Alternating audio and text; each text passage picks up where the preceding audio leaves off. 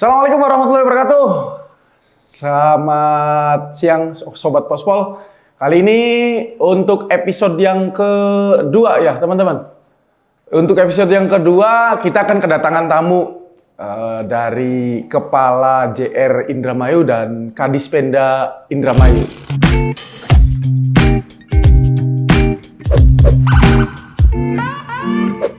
Ya, tanpa menunggu lama, kita akan mengundang beliau untuk datang bareng kita di Pospol, Podcast Polantas. Selamat siang, Pak.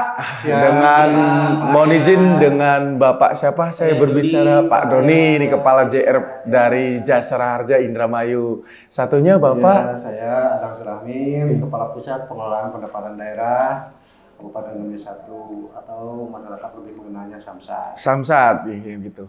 Mohon izin Bapak, kita menyita waktunya untuk hari ini. Kita ngobrol-ngobrol santai berkaitan tentang asuransi Jasara Harja dan Samsat mungkin Pak ya. Karena memang Sobat Pospol atau Podcast Polantas ini banyak mungkin pertanyaan-pertanyaan yang mau diajukan berkaitan tentang asuransi Jasara Harja dan Samsat itu sendiri Pak. Saya mulai dari mana dulu ini? Dari Samsat dulu. Nah ini, jadi gini Pak, tentang Samsat ya Pak ya. Kita di sini biasanya masyarakat menanyakan Pak tentang berkaitan program pemutihan. Kalau program pemutihan itu sendiri seperti apa sih Pak? Ya, langsung jawab saja. Ya, monggo Pak. Terima kasih atas, jadi mungkin aspirasi dari masyarakat juga kita perlu menjelaskan kepada masyarakat bahwa secara umum dulu bahwa Samsat itu artinya kan sistem administrasi manunggal satu atap. Di situ ada dari kepolisian yang menyangkut dengan PNBP-nya, terus dari sisi dispendanya Pemprov Jabar, tentang dari pajak kendaraan bermotornya, dan dari Jasara Harja tentang perlindungannya. Jadi satu atap itu tidak dari kepolisian saja Pak berarti ya Pak? Ada dari Samsat juga, dari asuransi Jasara Harja juga gitu Pak ya? Jadi untuk program ya kebetulan kita udah digulirkan untuk sekarang ini itu dalam rangka mengimplementasikan dari apa yang dihimbau oleh Pak Polantas bahwa akan ada program penghapusan data regiden. Nah fungsi regidennya itu kan sangat penting karena sebagaimana kita ketahui krimer di Indonesia itu ditemukannya itu dari regiden gitu, nomor rangkal, nomor mesin. Makanya diharapkan masyarakat untuk tertib administrasi dan tertib profesional. Terkait dengan program pemutihan yang dikatakan tadi bahwa Samsat Indramayu dalam hal ini kaki kanan dari pemerintah Provinsi Jawa Barat dan khususnya lagi tim pembina Samsat Provinsi Jawa Barat ini meluncurkan program diskon pajak. Yang apa artinya diskon pajak? Yaitu bagi masyarakat atau wajib pajak yang memiliki kendaraan dan tidak melakukan pembayaran pajaknya selama 5 tahun STNK-nya habis plus 2 tahun itu hanya bayar 3 tahun. 3 tahun ya Pak. Misalnya Pak Doni punya mobil antik nih. 15 tahun ke belakang nggak bayar pajak nih karena nggak tahu lupa, nggak tahu disimpan di mana ternyata baru ingat. Nah itu bisa dilakukan ke pembayaran pajaknya itu hanya bayar 3 tahun saja. 3 tahun saja Pak. Dalam artian 2 ke belakang, 1 ke depan. Itu pure, misalnya punya kendaraan bermotor 30 tahun, bayarnya cuma 7 tahun. Syaratnya STNK habis plus 2 tahun tidak bayar pajak, lebih dari 1 hari itu kena program itu. Ya. Jadi 7 tahun plus, 7 tahun plus. Mau sehari, mau setengah jam gitu. Kalau pemutihan itu sendiri dalam 1 tahun berapa kali biasanya Pak? Nah kalau pemutihan karena ini dalam rangka implementasi pasal Undang-Undang Lalu Lintas pasal 72 ya. 72 bahwa akan dilakukan penghapusan data regiden. Itu dalam kita sekarang dari awal kita semacam sosialisasi dulu ke masyarakat lah. Bahwa nanti tidak ada ampun. Kalau aturan itu sudah ditetapkan berarti yang tidak bayar pajak lebih udah dihapus dari data regidennya. Berarti Mohon maaf, artinya tergolong dari kendaraan yang tidak mempunyai surat-surat nantinya, Pak? Atau Ya, bagaimana? betul. Kalau yang memiliki surat-surat, ada STNK-nya, ada BPKB-nya, tinggal datang aja ke Samsat. Itu cuma bayar 3 tahun. 3 tahun saja. Program tersebut biasanya dalam 1 tahun berapa kali, Pak? Ada tenggang waktu barangkali 3 tahun, 3 bulan sekali, atau mungkin 5 bulan sekali, atau 1 tahun hanya 1 kali, bagaimana itu? Kalau program relaksasi namanya, kita tidak dibatasi oleh berapa kali dalam 1 tahun. Tetapi kita dengan melihat kondisi keadaan kendaraan motor di wilayah masing-masing. Gitu. Seperti di Indramayu saya contohkan. Di Indramayu itu ada sekitar 130.000 kendaraan yang tidak melakukan pembayaran pajaknya. Pembayaran pajak. Nah itu kita tahun ini kebetulan ya, itu tergantung kebijakan dari tim pembina Samsat. Ini ada program ini. Bahkan rencana kita akan meluncurkan program kerjasama dengan Pertamina nanti ke depannya. Apakah itu nanti belum diputuskan. Bagi yang rajin nih, soalnya Pak Kapolres kemarin kita memberikan reward itu tidak hanya ke penunggak gitu. Kita yang rajin bayar juga harus diberikan reward. Gitu. Iya, gitu. Dan satu lagi mungkin ada program di samping tadi diskon 7 tahun plus itu ada program bebas bea balik nama kendaraan bermotor. Ya, jadi dibebaskan biayanya gitu. Kenapa itu dilakukan? Karena khususnya di Indramayu itu masih banyak kendaraan yang dimiliki itu masih second, nama orang lain dimiliki dia. Jadi gini Pak, kalau misalkan ada masyarakat kemudian mau perpanjang STNK atau membayar pajaknya, akan tetapi yang bersangkutan berhalangan hadir, bagaimana itu caranya Pak? Nah itu justru sekarang kan zaman IT ya, Iya. Zaman kemajuan teknologi. Ini pemerintah melalui tim pembina Samsat sangat mudah sekali. Karena kita ada aplikasi-aplikasi yang bisa digunakan. Nama aplikasinya Signa misalnya, sistem Signa itu? Signa itu kan kita tinggal buka handphone, tuliskan nomor kendaraan, foto, ada nilai nominalnya di situ, udah jadi. Tinggal bahkan nanti ke depan di Samsat digital yang lebih panjang itu akan dikembangkan ke tiap Polres. 5 tahunan pun cek fisik segala macam secara digital. Betul. Sampai dengan 5 tahun juga ada sistem digital ya. Ya, di samping itu ada aplikasi Sapa Warga di Pemprov Jabar atau Sambara. Itu bayar pajak tahunan bisa di situ. Gitu. Cuma dengan 1 menit saya pikir notis pajaknya udah bisa selesai. Begitu kode bayar muncul, diperlihatkan ke petugas dari Samsat, notis pajak atau SKPD itu langsung print jadi. Gitu. Itu sangat mudah bagi masyarakat. Oke. Saya kembali ke Pak Doni dulu Pak. Pak Doni, kalau Jasara Harja itu sendiri apa sih Pak? Jadi sebenarnya Jasara Harja ini adalah perusahaan negara yang dimana menjamin masyarakat apabila terjadi kecelakaan di lalu lintas jalan ataupun alat kendaraan umum, baik itu di laut, darat maupun di udara. Berarti tidak meliputi hanya di darat saja. Tidak hanya di darat. Itu ada di laut, di udara juga. Udara juga, betul. Kalau untuk cara ikut asuransi Jasara Harja itu sendiri bagaimana? Ya sebenarnya kalau untuk klaimannya seluruh masyarakat yang mengalami kecelakaan tadi. Berarti semuanya tuh tanggungan Jasara Harja. Tanggungan Jasara Harja. Ya cuman kalau yang untuk kepesertaannya itu kalau misalnya yang dari Undang-Undang 34 itu biasanya kita mengkolek dana dari sumbangan wajib dana kecelakaan lalu lintas jalan yang bisa dan berbarengan dengan PKB biasanya itu ya. Jadi pajak kendaraan bermotor, atau satu lagi dengan iuran wajib itu kita kutip melalui alat angkutan umum kayak seperti pesawat, kereta, itu memang sudah kita kutip juga. Kalau untuk asuransi Jasara Harja itu yang ditanggung, yang dibayar itu apa saja Pak? Yang ditanggung yang dibayar oleh Jasara Harja adalah masyarakat yang menderita kecelakaan baik itu luka-luka maupun meninggal dunia. Seperti itu Mas Arya.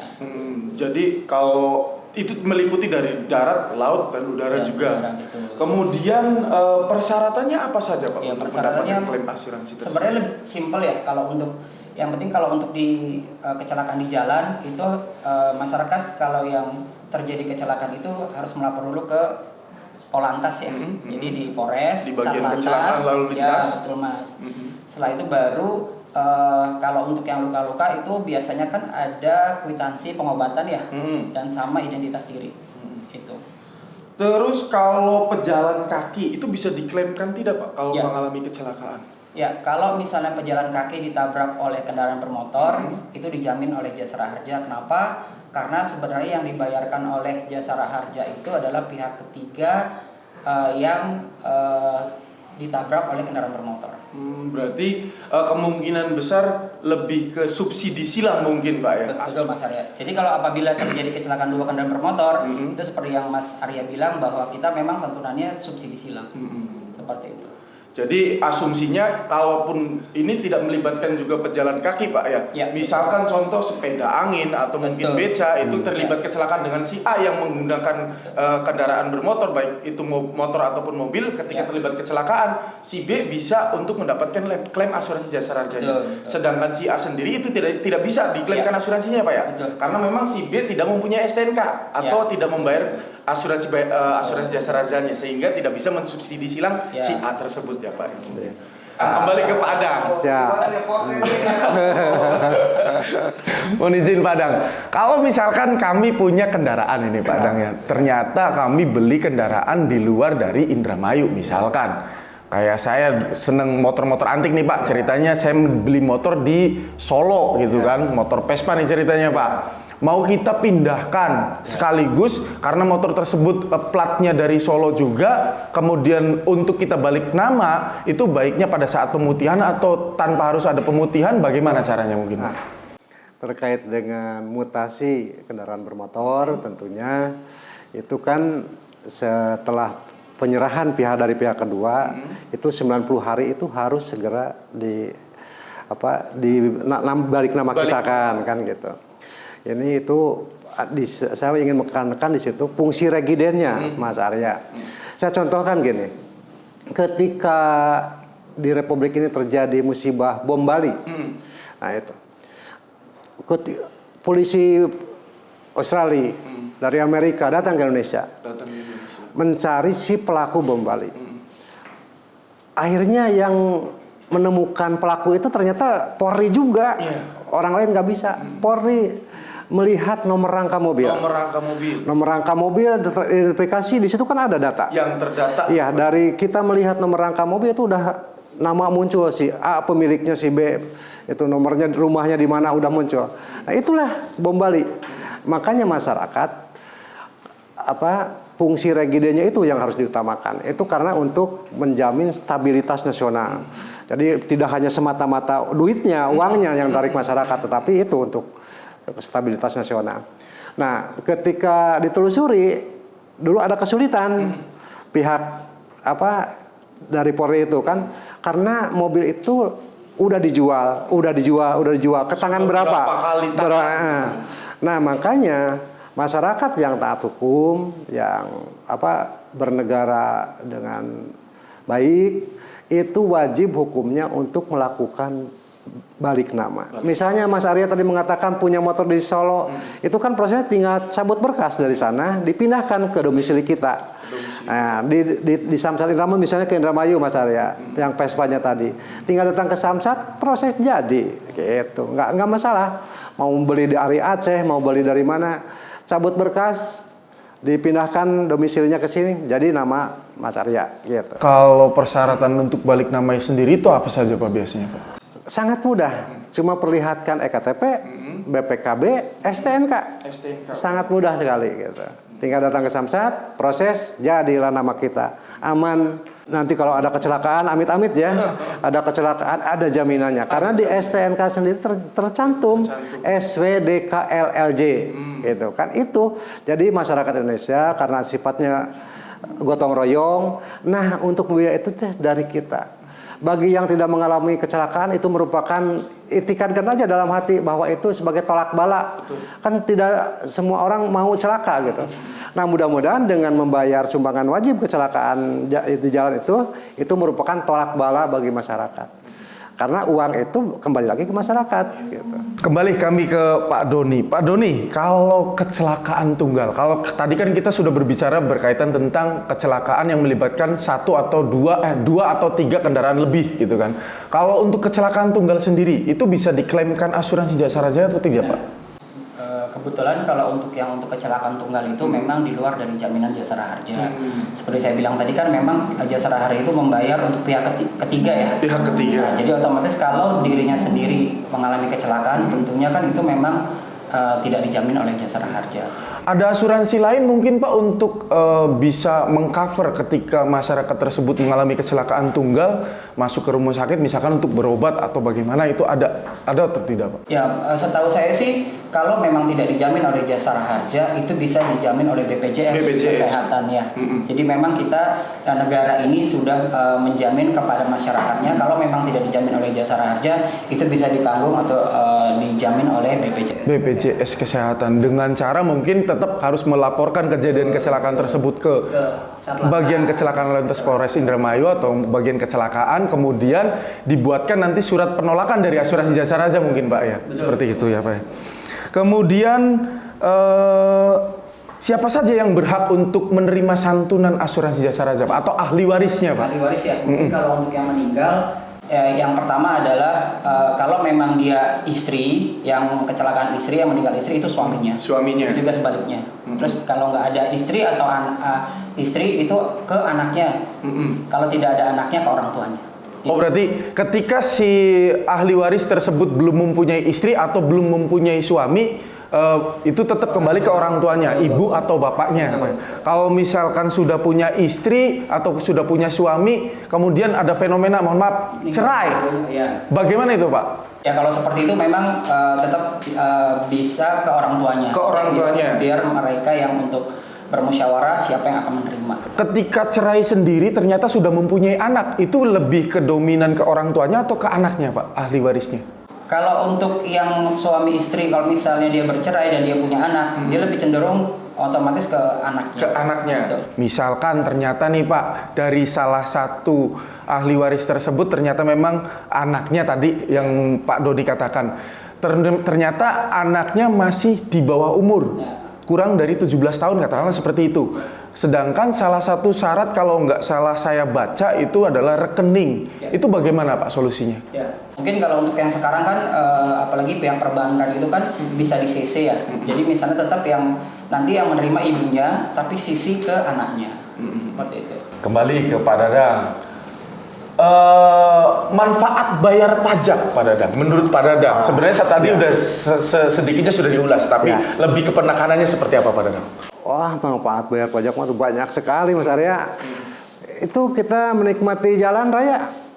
Salah satunya. Salah satunya. Jangan memprotes jalan berlubang kalau kita belum pernah membayar pajak Pak Dadang ya. Ya, karena kontribusi dari pembayar pajak itu ditujukan untuk pembangunan. Intinya pembangunan itu kan banyak. Ada membangun fasilitas umum, jalan raya, jalan negara, jalan provinsi, kan itu dibayar dari pajak.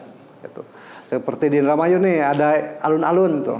Itu dari pajak juga kan, rumah sakit segala macam kan, SD, SMK, SMA itu dibangun dari pajak. Jadi masyarakat itu kontribusi dalam membayar pajaknya untuk itu dinikmati oleh masyarakat itu sendiri ya.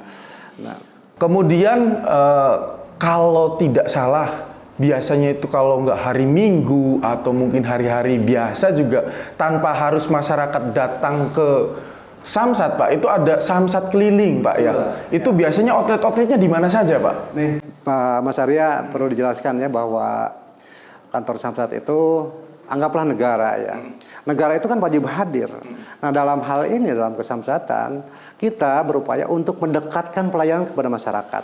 Maka dari itu kita mengambil tim pembina Samsat Indramayu, Pak Kasat, saya sendiri Pak Doni itu udah mengambil langkah-langkah untuk mendekatkan pelayanan kepada masyarakat. Ya itu diselenggarakannya mobil Samsat keliling. Nah kita punya 3 armada keliling di 29 kecamatan wilayah Kabupaten Indramayu. Dan ada penamaan outlet.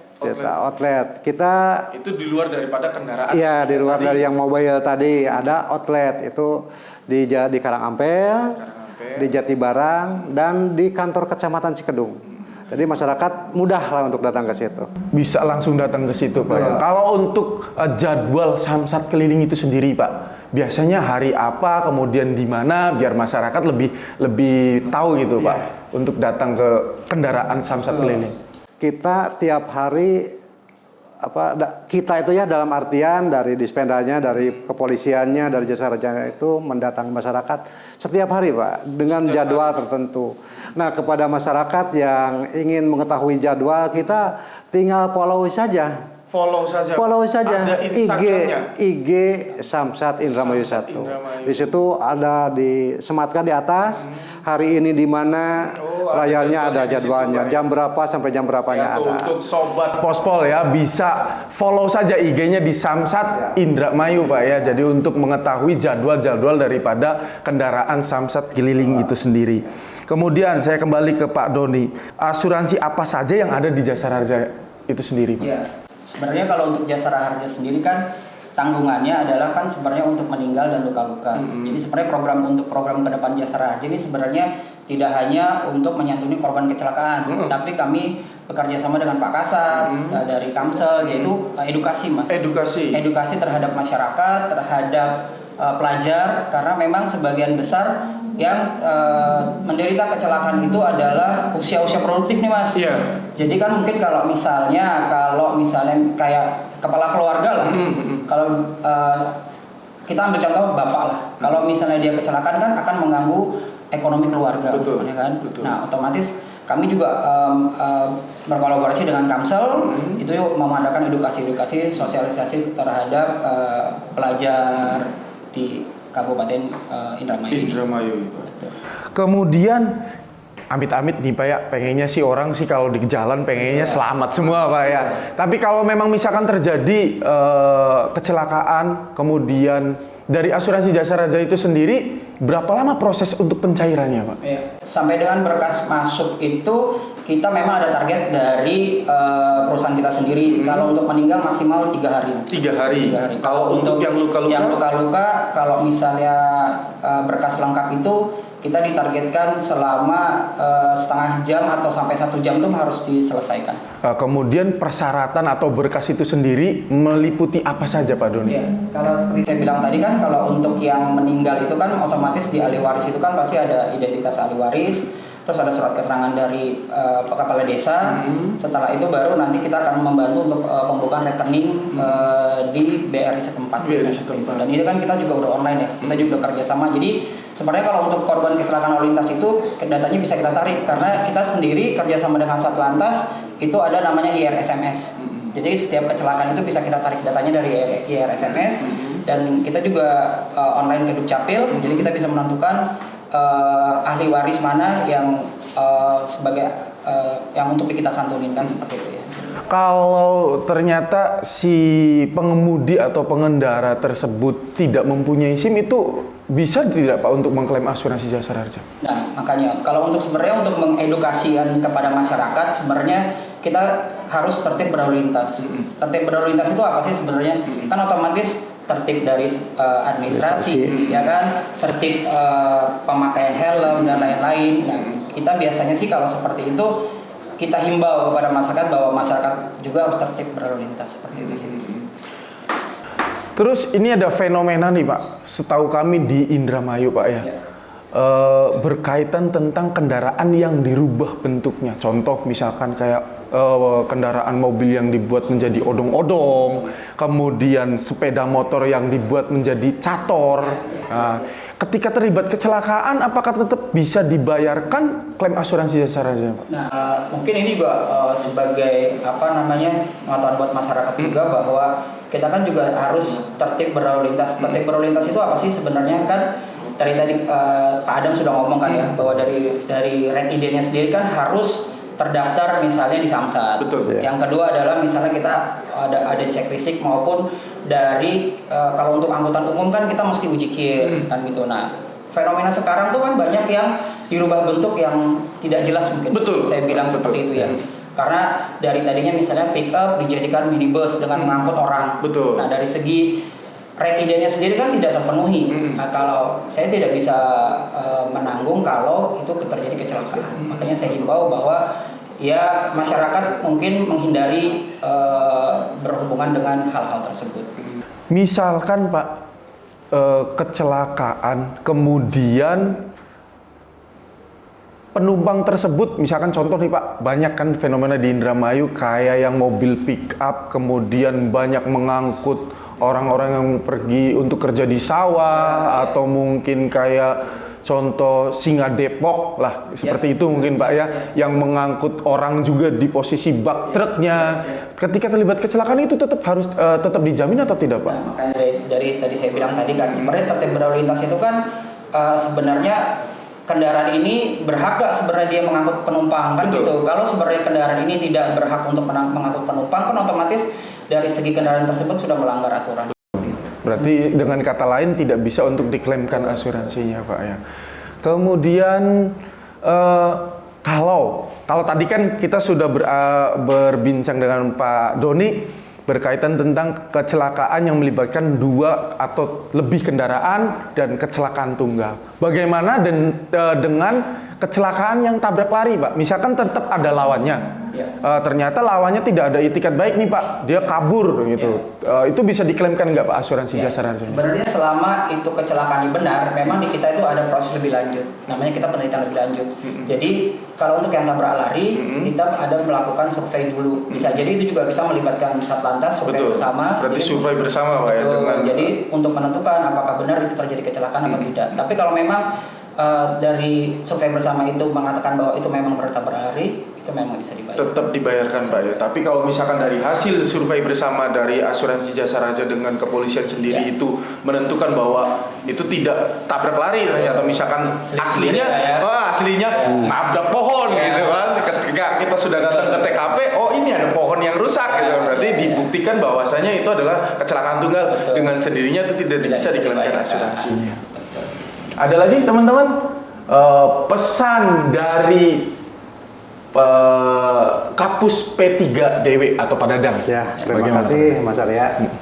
Jadi saya ingin mengimbau kepada masyarakat Indramayu, kami tim pembina Samsat Kabupaten Indramayu yang terdiri dari Pak Kasat Lantas, saya sendiri Pak Doni, itu sudah berupaya untuk mendekatkan pelayanan kepada masyarakat, termasuk jadi negara hadirlah di masyarakat, tengah-tengah masyarakat.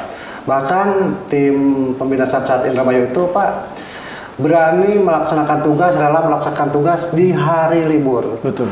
Seperti saya ilustrasikan, kita membuka layanan Samsat keliling hari Minggu Pak. Iya, samling di weekend lah kita. Di weekend. Itu untuk mendekatkan, semata-mata untuk mendekatkan pelayanan kita kepada masyarakat gitu. Dan di samping pelayanan weekend tadi yang ekstra-ekstra itu kita juga malam hari Pak. Mas Arya ada buka Pak. Pelayanan setiap hari Selasa malam Rabu ya dari jam 16 sampai jam 20 kita melaksanakan layanan juga di mes Samsat lama kalau ya di mes Samsat Indramayu 1 itu semua dalam rangka memberikan pelayanan terbaik ke masyarakat gitu. Jadi yang diharapkan masyarakat Indramayu khususnya bisa menyadari bahwa pentingnya pentingnya membayar pajak karena pajak itu berkontribusi untuk pembangunan di Jawa Barat, apalagi Jawa Barat sebagai provinsi terdepan ya. Masyarakat yang visi misinya itu kemarin itu kan Jabar juara lahir batin. Insya Allah kalau semua taat terhadap pajak, insya Allah pembangunan di Jawa Barat akan berjalan berkesinambungan dan dapat dirasakan tentunya manfaatnya oleh masyarakat secara umum.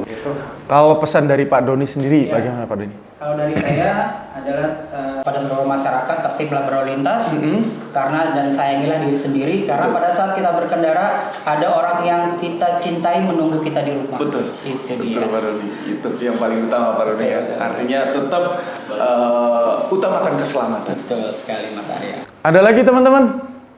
Cukup. Oke. Terima kasih Pak Dadang dengan Pak Doni. Kami ganggu waktunya dan sudah menyempatkan diri untuk datang ke Pospol. Sampai di sini dulu perbincangan kali ini di Pospol Podcast Polantas. Selamat siang. Billahi taufiq wal hidayah. Wassalamualaikum warahmatullahi wabarakatuh. Waalaikumsalam.